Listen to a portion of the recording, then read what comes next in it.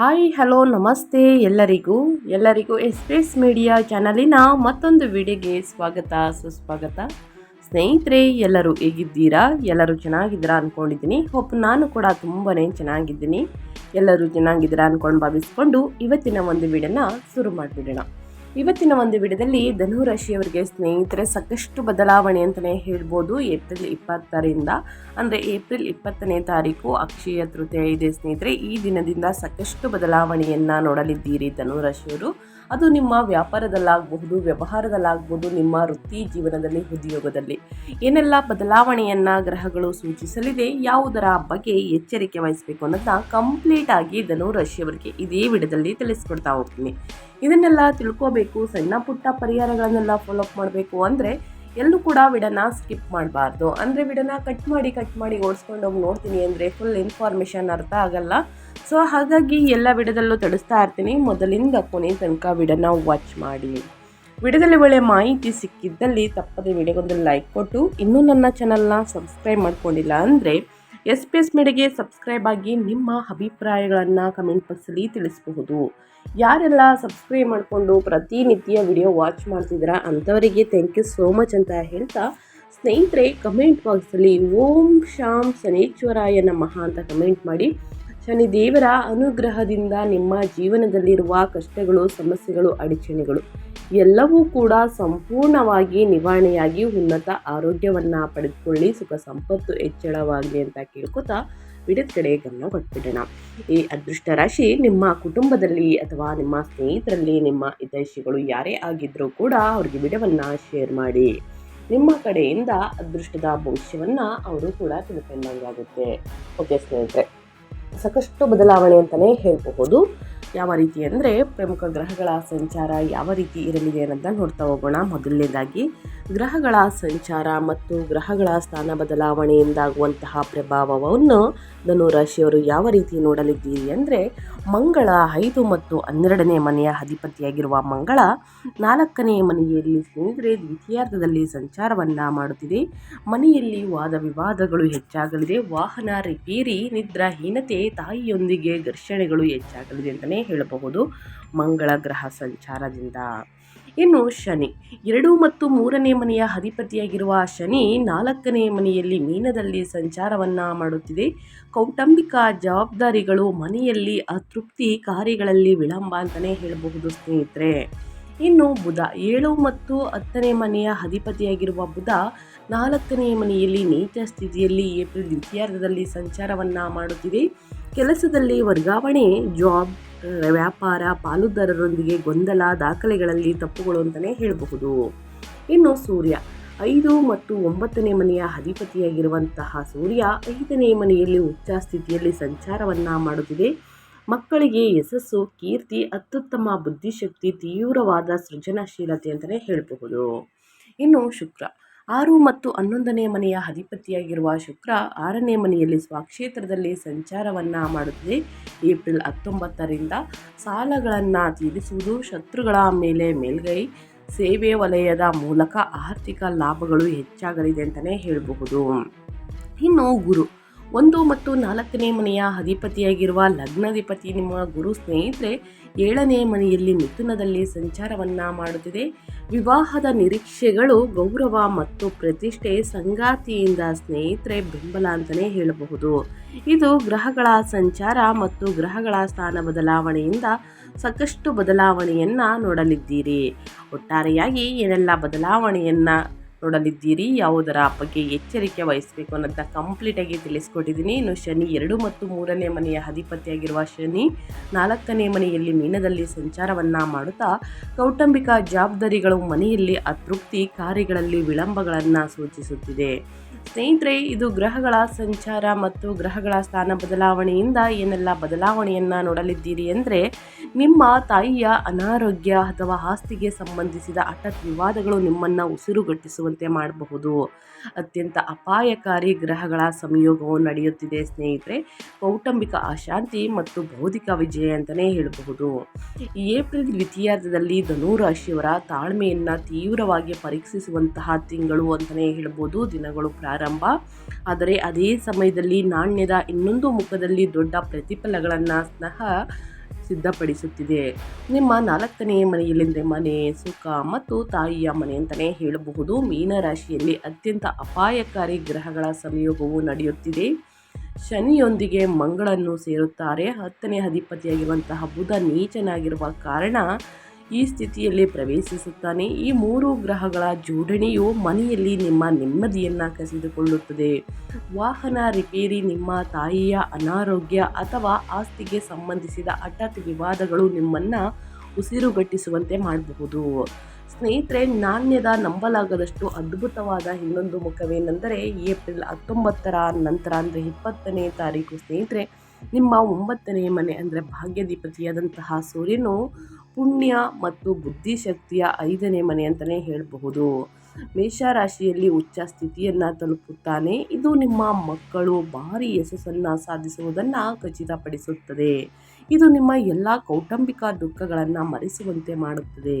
ನಿಮ್ಮ ಲಗ್ನಾಧಿಪತಿಯಾದ ಗುರುವು 7ನೇ ಮನೆಯಲ್ಲಿ ಬಲಶಾಲಿಯಾಗಿರುವುದರಿಂದ ನಿಮ್ಮನ್ನು ಗೌರವಾನ್ವಿತ ಹಾದಿಯಲ್ಲಿ ಮುನ್ನಡೆಸುತ್ತಾನೆ. ನೀವು ಮನೆಯಲ್ಲಿನ ಸವಾಲುಗಳನ್ನು ಸಹಿಸಿಕೊಂಡರೆ ಸಮಾಜದಲ್ಲಿನ ಸಕಾರಾತ್ಮಕ ಯಶಸ್ಸು ಸಂಪೂರ್ಣವಾಗಿ ನಿಮ್ಮದಾಗುತ್ತದೆ ಅಂತಲೇ ಹೇಳಬಹುದು. ಏನೆಲ್ಲ ಬದಲಾವಣೆಯನ್ನು ಒಟ್ಟಾರೆಯಾಗಿ ನೋಡಲಿದ್ದೀರಿ, ಯಾವುದರ ಬಗ್ಗೆ ಎಚ್ಚರಿಕೆ ವಹಿಸಬೇಕು ಅನ್ನೋದನ್ನ ಕಂಪ್ಲೀಟಾಗಿ ತಿಳಿಸ್ಕೊಟ್ಟಿದ್ದೀನಿ. ಇನ್ನು ನಿಮ್ಮ ಉದ್ಯೋಗ ವೃತ್ತಿ ಬಗ್ಗೆ, ಕೆರಿಯರ್ ಬಗ್ಗೆ ಹೇಳೋದಾದರೆ ಶನಿ ಮತ್ತು ಗುರು ಸ್ನೇಹಿತರೆ ಬುಧ ಬಲದಿಂದ ಏನೆಲ್ಲ ಅದೃಷ್ಟವನ್ನು ನೋಡಲಿದ್ದೀರಿ, ಯಾವುದರ ಬಗ್ಗೆ ಮುನ್ನೆಚ್ಚರಿಕೆಗಳನ್ನು ತೆಗೆದುಕೊಳ್ಬೇಕು ಧನು ರಾಶಿಯವರನ್ನ ನೋಡೋದಾದರೆ, ಉದ್ಯೋಗಸ್ಥ ವೃತ್ತಿಪರರು ಈ ತಿಂಗಳ ದ್ವಿತೀಯಾರ್ಧದಲ್ಲಿ ಹಲವಾರು ಅಡೆತಡೆಗಳನ್ನು ಎದುರಿಸಬೇಕಾಗುತ್ತದೆ.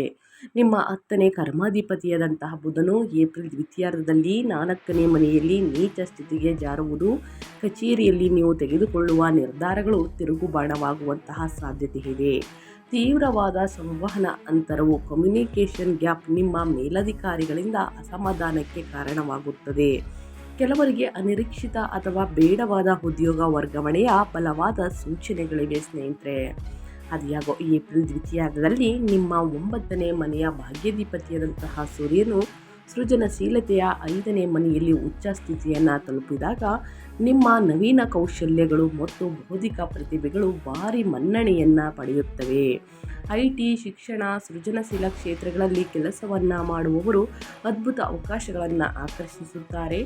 7ನೇ ಮನೆಯಲ್ಲಿರುವ ನಿಮ್ಮ ಲಗ್ನಾಧಿಪತಿಯಾದಂತಹ ಗುರು ನಿಮ್ಮನ್ನು ನಿರಂತರವಾಗಿ ರಕ್ಷಿಸುತ್ತಾನೆ ಮತ್ತು ಸರಿಯಾದ ದಾರಿಯಲ್ಲಿ ಮುನ್ನಡೆಸುತ್ತಾನೆ ಅಂತಲೇ ಹೇಳಬಹುದು.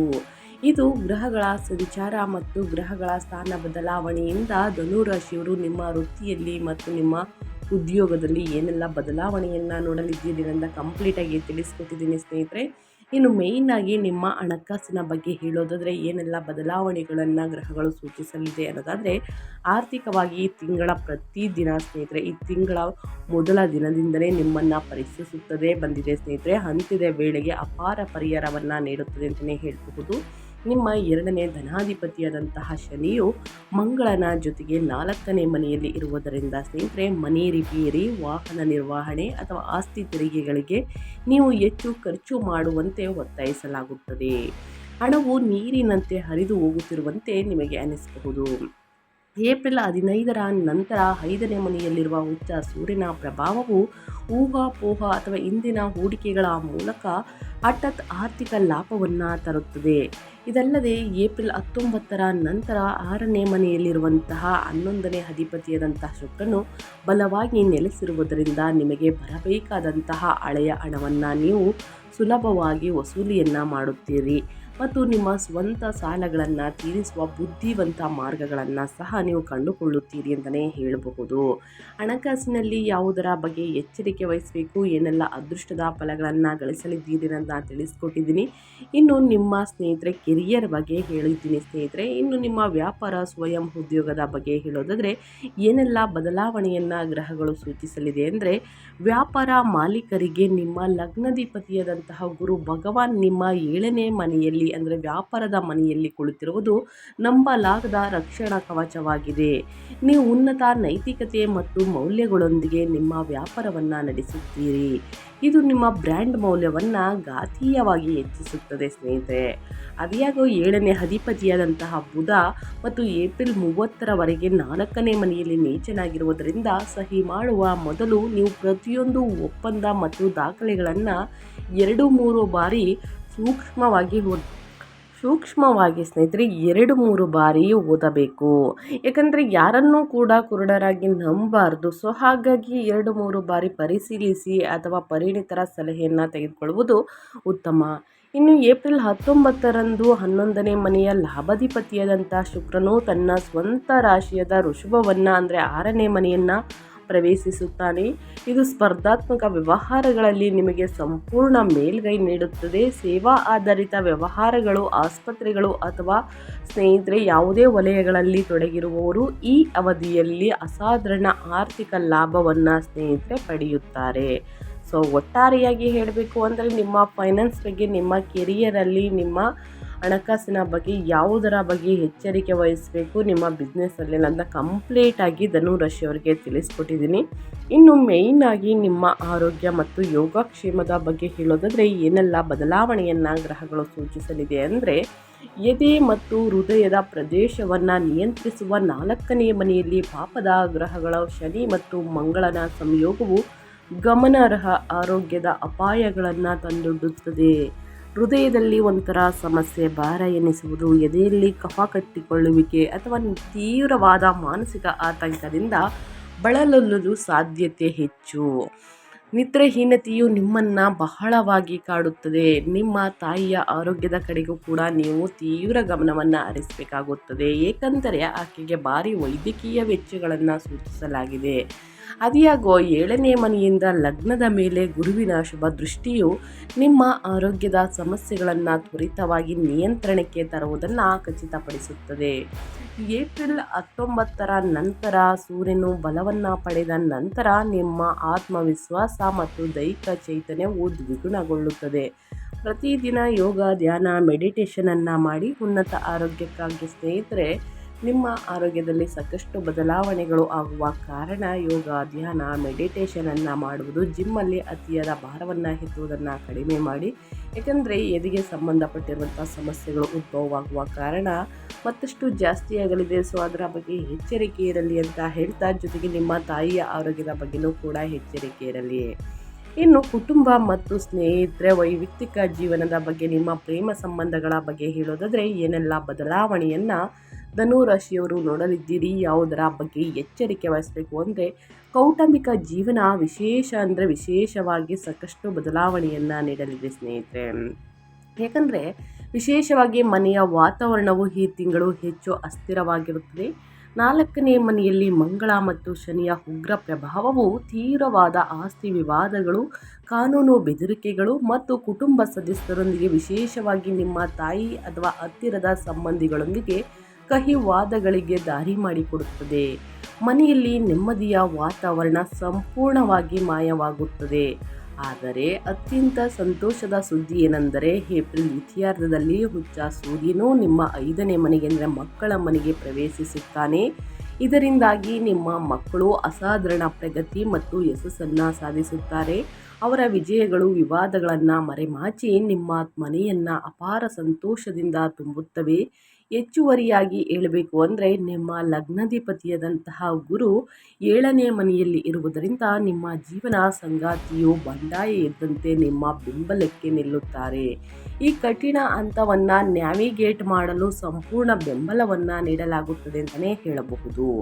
ಸೊ ಹಾಗಾಗಿ ಏನೆಲ್ಲ ಬದಲಾವಣೆಯನ್ನು ನೋಡಲಿದ್ದೀರಿ ನಿಮ್ಮ ಕುಟುಂಬದಲ್ಲಿ ಅಂತ ಕಂಪ್ಲೀಟಾಗಿ ತಿಳಿಸ್ಕೊಟ್ಟಿದ್ದೀನಿ. ಏನೇ ಡೌಟ್ಸ್ ಇದ್ದರೂ ಕಮೆಂಟ್ ಮಾಡಿ ಅಂತ ಹೇಳ್ತಾ, ಇನ್ನು ವಿದ್ಯಾಭ್ಯಾಸದ ಬಗ್ಗೆ ಹೇಳೋದಾದರೆ ಧನುರಾಶಿಯವರ ವಿದ್ಯಾರ್ಥಿಗಳು ಏನೆಲ್ಲ ಫಲಿತಾಂಶವನ್ನು ಗಳಿಸಲಿದ್ದೀರಿ, ಯಾವುದರ ಬಗ್ಗೆ ಎಚ್ಚರಿಕೆ ವಹಿಸಬೇಕು ಅಂದರೆ, ಪ್ರಾಥಮಿಕ ಶಿಕ್ಷಣದ 4ನೇ ಮನೆಯು ತೀವ್ರ ಪಾಪದ ಗ್ರಹಗಳ ಹಿಡಿತದಲ್ಲಿ ಇರುವುದರಿಂದ ಮತ್ತು ಶಿಕ್ಷಣದ ಕಾರಕ ಬುಧನು ನೀಚನಾಗಿರುವುದರಿಂದ ಏಪ್ರಿಲ್ ದ್ವಿತೀಯಾರ್ಧದಲ್ಲಿ 2 ವಾರಗಳು ವಿದ್ಯಾರ್ಥಿಗಳಿಗೆ ಅತ್ಯಂತ ಕಷ್ಟಕರವಾಗಿರುತ್ತದೆ.